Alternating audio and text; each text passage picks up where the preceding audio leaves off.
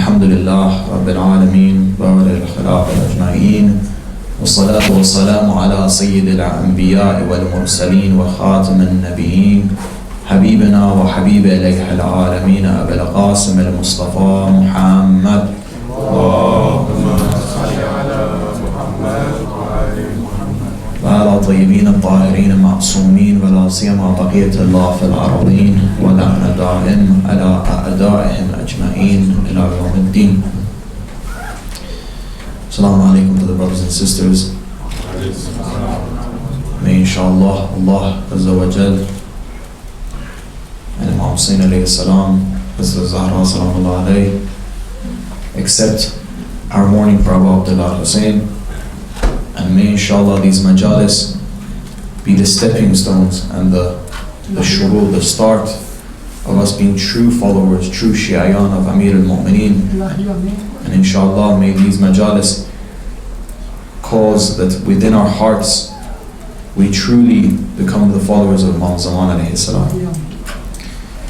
Brothers and sisters, as we mentioned in the previous lecture last night, it's important for us to know why we do things. Ma'rifat, knowledge, is very important in Islam. I mentioned to the brothers and sisters this ayah of ubudiyat, that Allah wants ubudiyat, that Allah hasn't created us apart from for us to do His ibadat. Now of course ibadat is one aspect of it, ubudiyat is the complete aspect of it. And we see this in Surah Yasin, for example, هَذَا يَبُدُونِي صِرَاطَ الْمُسْتَقِيمِ, that the sirat towards Allah, the main, we have two things, one is subul, one is sirat. And the example I can give is a main part of the river and the small branches that come off the river. Now all of it is important, but the sirat is this ubudiyat. It is whatever Allah says you do, and whatever He says to you not to do, you do not do. That's the main, that's the sirat. Within this there is everything. We pray because Allah tells me to pray. We don't, for example, lie because Allah tells us not to lie. In all of every single action we have, this ubudiyat is there. Now, a lot of the mufassirin, even from Ibn Abbas, the cousin of Rasulullah, Amir al-Mu'mineen, even from them, have interpreted that إِلَّا لِيَعْبُدُونَ as إِلَّا لِيَعْرِفُونَ.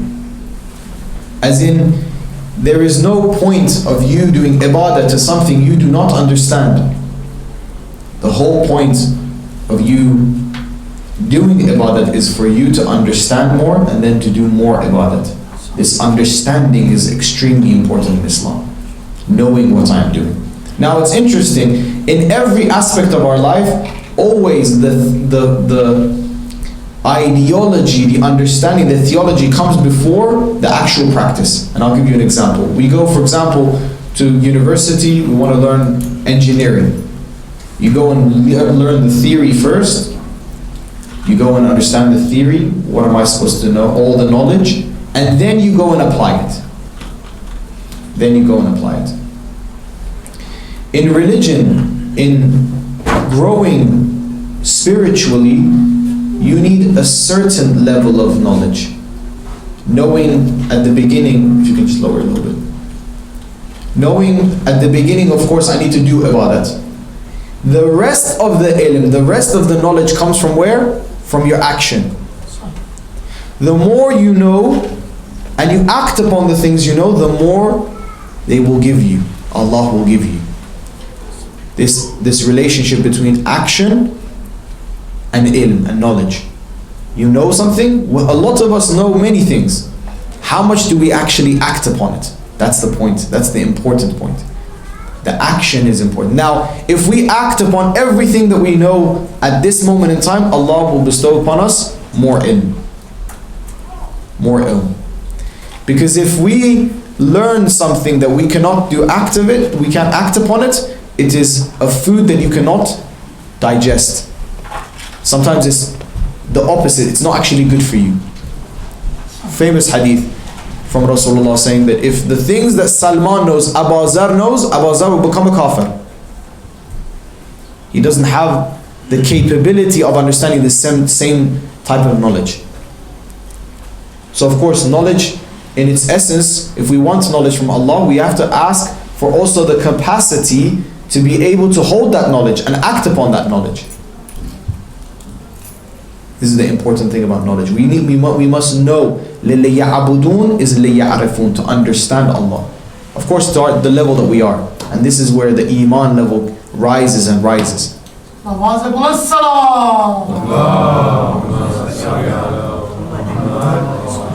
So of course, the first question that we rose to the brothers and sisters at the first majlis was, what reason do we have to mourn for Abu Abdullah Hussein? What was the reason? Of course, we gave there 4 Quranic reasons and 3 reasons from ahadith as well. So the importance of even knowing, why do I come to these majalis? Why are these majalis even important to begin with? This is an extreme importance when we are doing tarbiyat, when we're bringing up our own children. Sometimes, unfortunately, some households, we just say to the child, pray or go to majalis, but they don't understand why. Why am I doing this? Most of the times, if a child themselves understands the importance, they will do it anyway. They'll do it anyway. And we can see this, for example, in a lot of sports, because they see the end goal, they see the result in so many of these famous athletes, they try so much harder. Now give a child a good role model, for example, in the style of education, someone that they look up to. Because they can see the end goal and they understand it, they want to take this education path. It's that person. Now if they understand the point of Islam, the point of coming to the majalis, why is Abu Abdullah so important, they will follow Abu Abdullah Hussein. The problem is we don't know. The knowing is key. The philosophy of Abu Abdullah, this philosophy of Karbala, of Ashura is important. For me to understand, okay, this thing that happened, why did it happen? And what is the significance of this event happening in history? Why is it so important? What was this echo that took place in Karbala, that it's still, the event that happened in Karbala is still echoing through time, even to this day. 1,000 and so years have passed. And not only has it diminished, but it's actually got even bigger. You see now in the Western world, even people know about Imam Hussein alayhi salam. Now, of course, the first session was about why we mourn for Abu Abdullah Hussein. Now we should understand why Abu Abdullah Hussein actually rose in the first place. Why did he go towards Kufa? What are the reasons? To understand Karbala and its essence, to understand the message that Abu Abdullah was trying to convey to us, make us understand of an important lesson that we are supposed to understand from Karbala. We need to understand what was the motivation for Abu Abdullah Hussein to go towards Kufa in the first place. While him knowing, key point, while him knowing what will happen. That he will be martyred, his family will be martyred, they will be taken to Isarat. This is key. For me to understand the motivation, then I understand, okay, this is why Abu Abdullah did so and so, for me to learn these points. Now if we say this, why did Abu Abdullah Hussein go towards, why did he rise up, why did he do Qiyam? A lot of people might give different answers. And there's not only one answer to this question. There's many reasons why Abu Abdullah Hussein went towards Kufa. And inshallah I want to say a few of them. The first one is the rejection of the hukumat of Yazid. And why? Because he is from the family of Abu Sufyan. Now, Abu Abdullah Hussein himself relays this hadith, saying that Rasulullah sallallahu alayhi wa sallam has narrated that there is hurmat on Ala Abi Sufyan to have khilafat. It's haram for them to have khilafat. This is haram for them to have khilafat. So that's one reason why Abu Abdullah Hussein is rising up against them. Why? Because it's hurmat of Allah. This is extremely important. I'm standing up against something that I know for a fact that is haram. We learn from Abu Abdullah here the importance of the haram and halal of Allah is so high that I should give my life for it. It's not something light, it's not something small. That I say, okay, this haram is being, for example, happening and I'm going to keep quiet about it. Haram is zulm. As we mentioned in the previous lecture, when the zulm happens, the Quran, Kalamullah, tells us to stand up and oppose it. And oppose this zulm that is happening. Why? Because this is against Allah's will. Abu Abdullah Hussein gave his life for it. Now we see in today's, of course, day and age, you can see many of these zulms happening. Who is truly standing up against zulm in this day and age? Locate that person. Their actions are like Abu Abdullah Hussein's actions. The person that is rising up against zulm today, look at them, they're a mistaq of Abu Abdullah Hussein. Those that are not saying anything, or they say something with no action, with nothing to back it. We can look back into the history of Karbala and understand what kind of people these are compared to that time. This is a mi'yar, this is a sign. If I want to allocate a position for each person in the history, because history is teaching us, right? Teaching us lessons, so that we don't repeat the things, the mistakes that the generations before had made. We understand that there isn't that many that stand up against zulm. So there's a hurmat. Now the second is amr ma'ruf and nahy munkar. We know that this is a furu' of deen. We know how important amr ma'ruf and nahy munkar is. We have hadith that there's 3 lines in the Yawm al-Qiyamah. One line, people that did good deeds and they're going to heaven. We have another line that they did bad deeds but they're going to the hellfire. There's a third line, they did good deeds but they're still going to hellfire. And of course they shocked them, why are they going to hellfire? They did good deeds. They did good deeds themselves but they didn't do amr ma'ruf and nahy munkar. When they saw that the haram of Allah is being done in a society, in a jama'at, they kept quiet and they said, you know, it's nothing to do with me. I'll let it happen. It is that time when in society haram becomes very normal. It's okay, it's and I'm sure you guys have seen this in different communities that I've been to. I've seen, for example, they do something that is not allowed according to the fatwa of the Maraji, and they say, oh, well, you know what, this is the West, this is Europe, or this is so and so, as if that is a justification for this haram act, as if Islam changes by location. Oh, you know, this is another area of the world. Now, Allah isn't looking. What's this?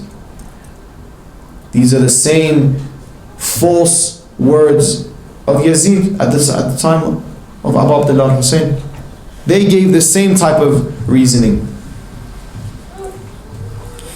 Now, of course, amr ma'ruf and nahy munkar is one of the wajibat, and the imam of that time, which is Abu Abdullah Hussein, abides by every single law of Allah. Another reason is reforming the ummah of Islam. This is connected to, of course, amr ma'ruf nahy munkar. Abu Abdullah Hussein, with what he did, he brought the ummah back to life. The ummah was dead. What was happening before, for example, in the time of Muawiyah, and then in the time of Yazid, it became so bad that now it wasn't a time where Muawiyah hides the misdeeds that he does, the munafiq things that he was doing. No, Now everyone knows who Yazid is. He does it blatantly. He doesn't hide it. So he's changing the Ummah of Islam. Things that were not accepted at that time, before Yazid's time, now people are saying that, oh, it's normal. Well, the Khalifa is doing it. The Ummah was changing. Now, there needed to be a huge bang in the Ummah, an explosion, so that people wake up. What's happening? And we can see this in history. Brothers and sisters, it was that time that for 40 years they were doing la'an of Amir al-Mu'mineen on the minbar. Correct or no? Is this in history books or isn't it? Now even if we put the Shia-Sunni debate to aside and say, okay, you know, Mawlad means even whoever loves me loves Ali. So even if we take that interpretation, you're doing the la'an of Amir al-Mu'mineen on the minbar? Even according to your own understanding of the hadith. Even though that hadith, of course, is self-evident, the meaning of it. And according to so many of the ulama, if that didn't happen, Karbala would have never happened. Because the ummah wouldn't have been in such a way that Abu Abdullah needed to wake people up. It was that event that took place, that on Qadir, after Rasulullah saying that, everyone went and said their congratulations to Amir al-Mu'mineen. Of course, if it was whoever loves me loves Ali, no one would go and say congratulations. Everyone understood that this is Khilafat. Everyone understood that after Rasulullah the position is given to Amir al-Mu'mineen. So they came falsely, many of them said their congratulations. Now to the same Amir al-Mu'mineen that everyone knew in every war, whether it be in Uhud, whether it be in Khandaq, whether it be in all the wars that they had, they knew the fazail of Amir al-Mu'mineen. They had heard that Ana Madinatul Ilm wa Ali Babaha. They've heard all of these different narrations, but now you see on top of the minbar they're doing la'an of Amir al-Mu'mineen. What happened? What happened to this ummah? The ummah had been astray so much that when Amir al-Mu'mineen was martyred, was shaheed in Masjid al-Kufa, while praying, many people said, what, does Ali pray? Did Ali ibn Abi Talib pray? This is how much the ummah had been taken away from the truth. They forgot that haqq is with Ali, and Ali is with haqq. Haqq is with, so wherever Ali goes, Amir al-Mu'mineen goes, haqq goes there. They knew, of course, that in the ayah al-Mubahala, Amir al-Mu'mineen is the nafs of Rasulullah. They know, everyone knew in Mubahala, the event that took place when Rasulullah went towards the Nasara, it was Amir al-Mu'mineen, Hazrat Zahra salamullah alayhi, Imam Hassan and Imam Hussein. Yet still, these are the things that they said about Amir al-Mu'mineen. Yet still, Ashura took place. Is this not the son of Rasulullah? Some of these stories, brothers and sisters, it breaks our heart. When you hear that when they were martyring Abu Abdullah al-Hussein, they were saying the zikr of Ya Allah. This is where we should tremble. This is where it is that dangerous misinformation in Islam that someone can go to war with Abu Abdullah al-Hussein and in the same time think that they are doing the duty of Allah because they're saying the zikr of Allah. Look at the storybooks. Look at Luhuf, for example. Saying the zikr of Allah while martyring Abu Abdullah al-Hussein. This is why Abu Abdullah al-Hussein had to rise up against Yazid. If he didn't, people would not wake up. They had to understand, what have we done? What is this taking place? Is these women that are the women of the household of Rasulullah, they've been taken as captives. What has happened? People need to wake up. They can only wake up with an explosion like Karbala. And we see what happened, of course, afterwards. Another reason, brothers and sisters, is justice. Shiism, its core essence is justice. Why? Because we learned that justice is the core essence of the Ahlul Bayt. Justice is extremely important. Haqq. We say, of course, haqq follows Amir al-Mu'mineen. That's one aspect. Another aspect is that in every single Imam you see this haqq, because Allah is haqq. They are trying to strive towards the haqq, the truth. The truth.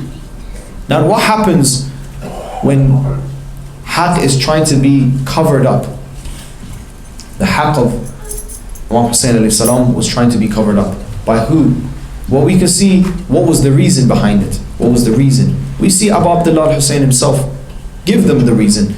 He says to the people that were cutting the water to Abu Abdullah al-Hussein, he said, the reason you guys are doing this, the reason you are against me is because there is haram in your stomach. You've ate food that is haram. You've made deals that are haram. As in, he's saying, Abu Abdullah al-Hussein is saying that for you to be pure and be in the side of a haqq, you need to follow the commandments of Allah, follow the do's and don'ts of Allah. If you slip up, the amount that you slip up, you will be away from haqq. You'll be away from haqq. If you do riba, for example, the money that you are using from that, the food you are buying from that and giving to your children, that is the beginning of haram. This haram is growing in the stomach. This haram doesn't stop. It continues. It doesn't stop there. We have a hadith from Imam Sadiq alayhi salam saying that a human being never is stationary. They're always growing, either towards good or towards bad. Don't think that this year you're the same as last year. Look at your actions.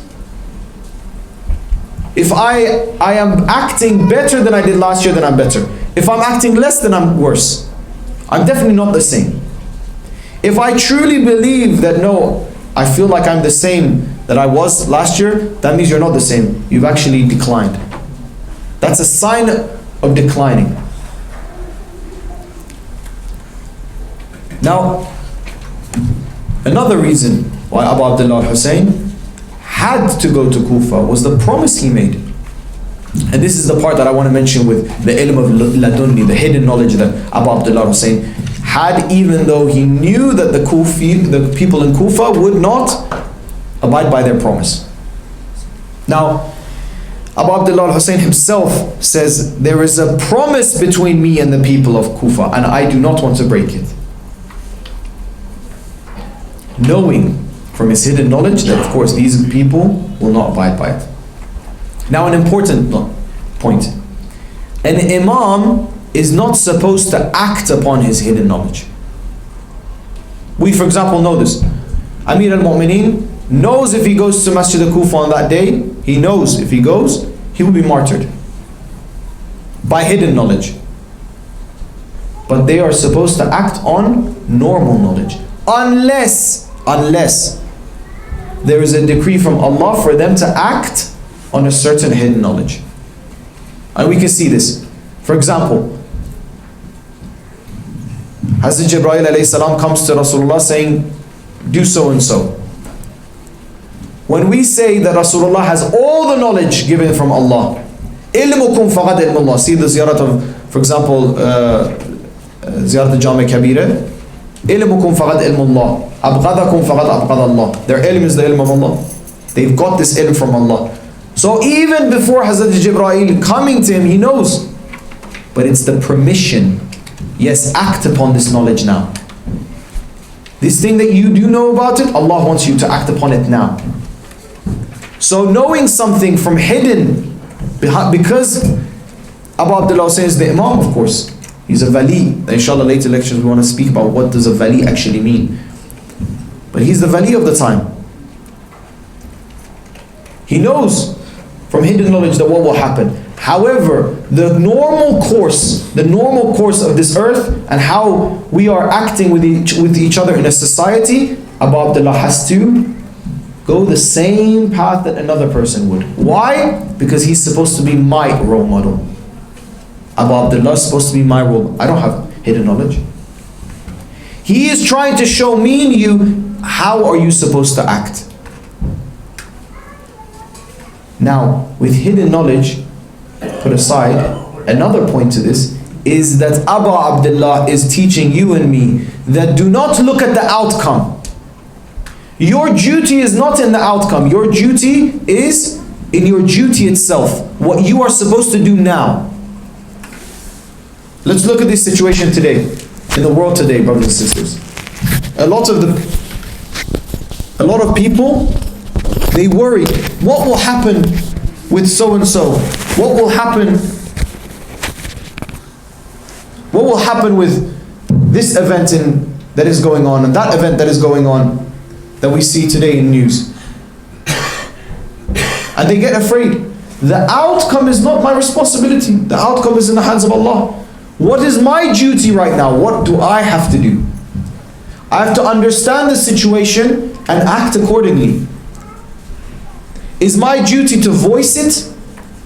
Is my duty to be more careful of myself now? Because I know these are the end times. These are the times of the zuhur of Imam Zaman alayhi salam. You think Imam Zaman alayhi salam wants a person that sins? A person that sins is of use to Imam Zaman? I need to be even more careful of myself, of my family. The outcome is not my duty. All of you have heard the story of the grandfather of Rasulullah sallallahu alayhi wa sallam.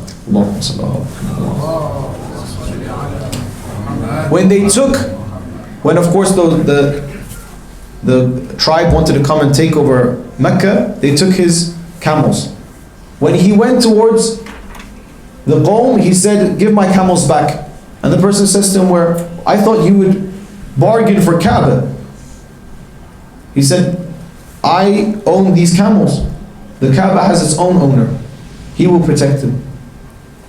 This is not to mean that it's not important for the grandfather of Rasulullah. Of course it's not. It is very important for him. He understands what is my duty right now, not the outcome. Yes, whether it be that I need to give my life to protect Kaaba, I will. If the war was going to break out and the event of course, the stones wouldn't have happened with the birds, of course they would all fight to defend Kaaba. Whether they would have been martyred or not, whether they would be alive or dead. The duty is there. However, the outcome, brothers and sisters, when the outcome I understand it is not in my hands. It is not in my hands. I understand, I become calm. I understand that I need to do a duty that I have to do. And that's it. And that's it. It has been times in the Ummah of Islam where we have had a much less army, much less people. And look at the history books. Much less soldiers and we've won the war. And there's been times that we've had more people and we've lost the war. Numbers is not important. Equipment is not important. Allah. If I truly believe that Allah is the highest of strength, Yadullah fawqa aydihim, His hand is above all hands, meaning His power is above all powers. What do you have to be afraid of? I just need to understand in this equation that Allah has, what part am I supposed to do? What am I supposed to do? Because I have of course a role in this that I need to play. I need to understand my role. For understanding my role, what do I need? Number one, I need purity. And with that, I need to do the do's and don'ts of Allah. I need to abide by them.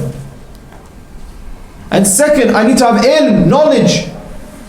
I need to understand my situation. I need to understand Islam in its entirety, in its holistic approach. And when I understand that, then I understand my wazifa. Then I understand my duty. These are lessons. It's as if, brothers and sisters, Abu Abdullah Hussein, this story, this event happened just yesterday. We can use it for even now. Every single event that is unfolding where there is justice and injustice, from after Ashura, you can see that it's an imitation of that time. You can use the story of Abu Abdullah Hussein to understand haqq to batil.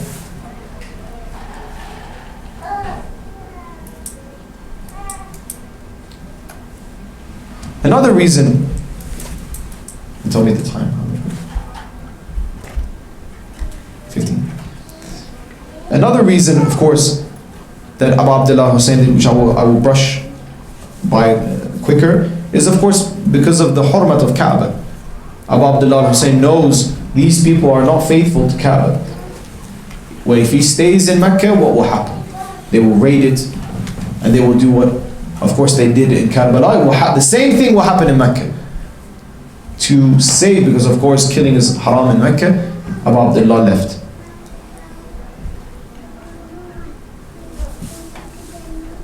Another and last, inshallah, point that is extremely important is the establishment of a government, which is the duty of every single imam when it is available. When it is available. For those, for example, you see that many people say, well, Islam, religion is one part, it's just a communication between you and God, and that's it.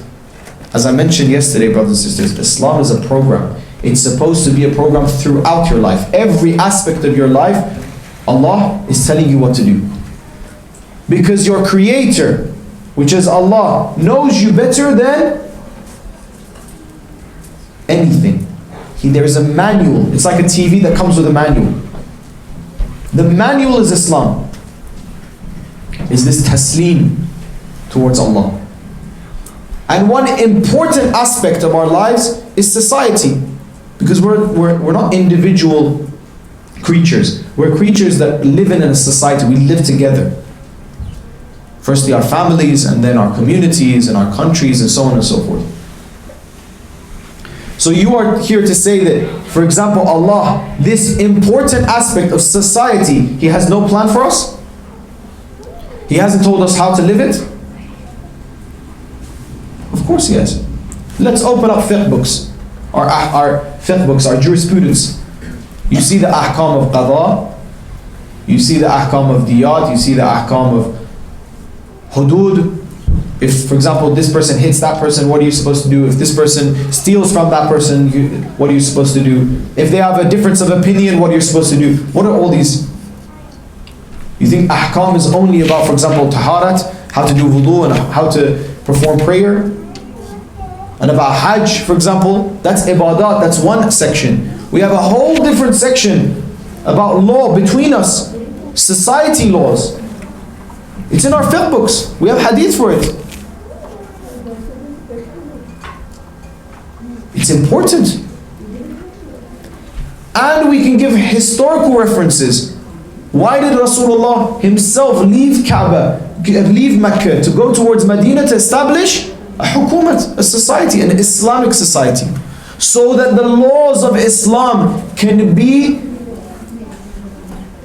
made in that society. Of course, if they stayed in a society where there's not an Islamic society, how are you supposed to abide by the Islamic rules? They have their own laws. They have their own laws.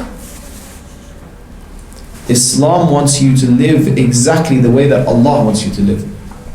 That means this program is even in your society. The laws that we abide by are supposed to be Islamic laws. Whether it be with inheritance, whether it be with, money situations, whether it be, for example, riba is a good example. In non-Islamic, for example, communities, riba is not haram, they do riba. In the Islamic sense, riba is haram. You're going war to Allah, with Allah. Riba is... Where can we take this riba away? Only in Islamic society. Now we see that even after Rasulullah, Amir al-Mu'mineen fought for Islamic society. Yes, it was taken away from him. However, when he received the Islamic society, he had 3 big wars to keep this Islamic society and not let it crumble. 4 wars. All 3 with Muslims, so-called Muslims. At least Muslim by name. To uphold this Islamic society.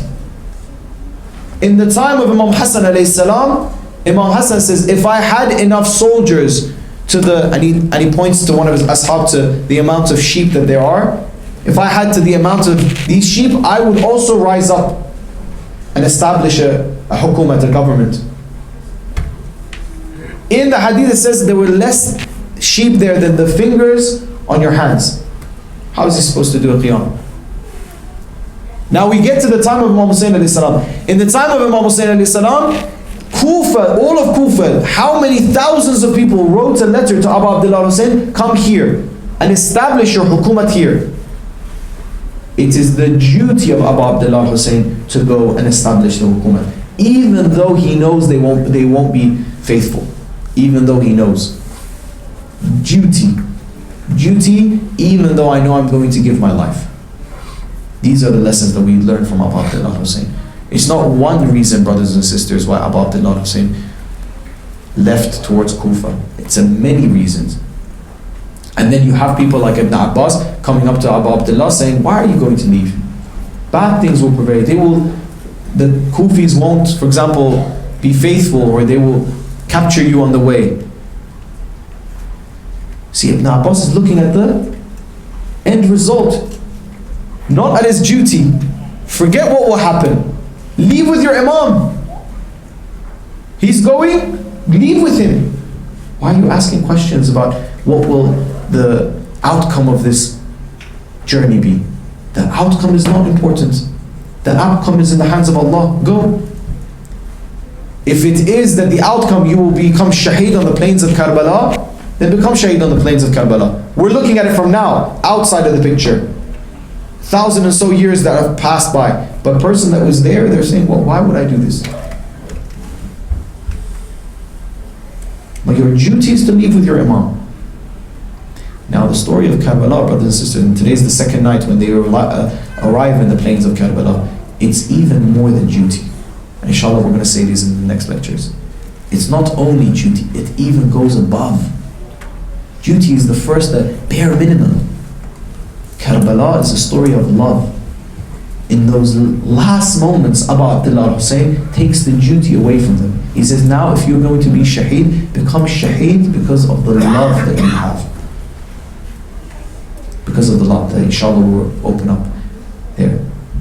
But the love for Abu Abdullah is something else. We have narration, brothers and sisters, that in Jannat there will be those that inshallah will be amongst them, that will be around Abu Abdullah Hussein, and Abu Abdullah Hussein is speaking and they're just enjoying the talk with Abu Abdullah Hussein.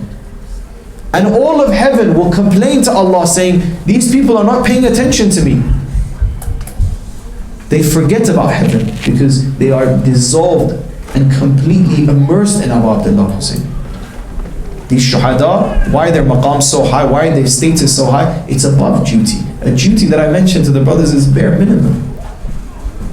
Karbala is a story of love, brothers and sisters, and inshallah that we can be also about that. If you can turn it over. As-salamu alayka ya Aba Abdullah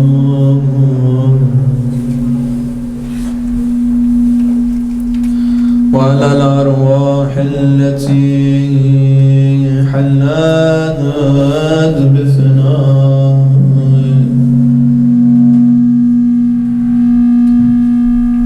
عليك مني سلام الله أبدا ما بقيت وبغي الليل والنهار فلا جعله الله آخر العهد مني لزيارتكم. Altogether, السلام على الحسين وعلى علي ابن الحسين وعلى أولاد الحسين وعلى أصحاب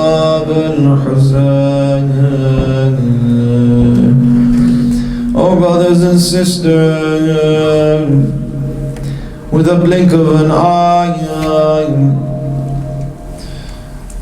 these 10 nights of Muharram will be over. May inshallah we use from these nights from the best of our ability. The second night, brothers and sisters, is a painful night. It's the arrival to Karbala. It's all the story in one. All of the stories unfold together in one. Ya Allah, la ilaha illallah. Imam looked across the sand. Oh people, what is this land called? One of the companions said, this is Nainawa, oh son of Zahra.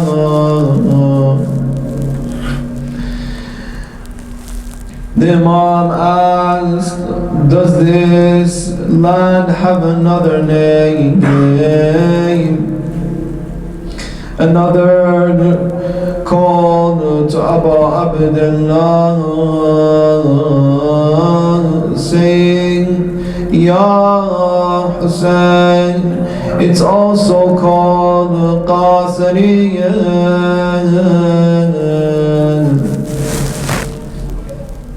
Abu Abdullah looked at the companions and said, does it have another name? Another companion said, it's also named Shat al-Furat.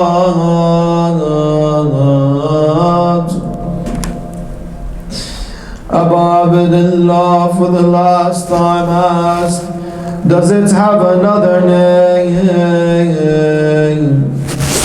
Brothers and sisters, this last name broke the hearts of all the mu'mineen. Another said, Ya Abu Abdullah, it is also known as Karbala.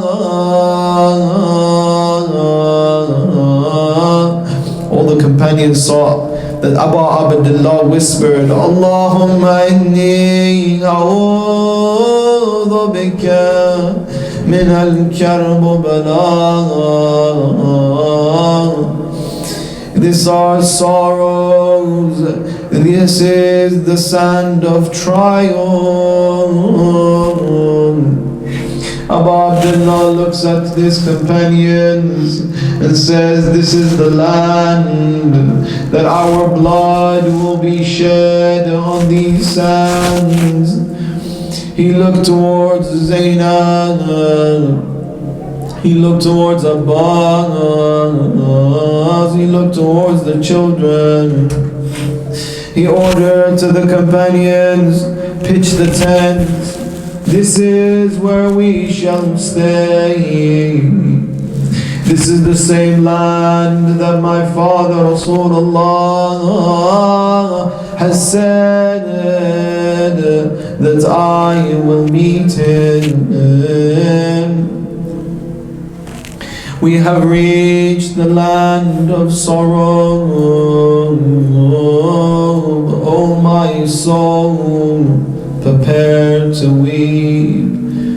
Every step in this desert hides a tale so deep. The horses stall, the dust is rising. Zainab's veil begins to shake. From the sky the voices cry, Ya Hussein. All together, Ya Hussein. This is not an ordinary place. This is the domain of Ashura. This is where the children become thirsty. cry out in the heat, the pain. This is where the cradles are silent. This is where the 6th month infant will be pierced. Karbala, Karbala, oh the heart of Zahra's grief. Oh Karbala, oh Karbala, oh the land that holds the cries of the Ahl al-Bayt. Karbala, Karbala, from this land we won't depart till our blood has stained the sand with the truth that lives in our hearts. Little Ruqayya asking, Uncle Abbas, will we stay here? Ali Akbar's eyes are full of tears. Father, what did you just say?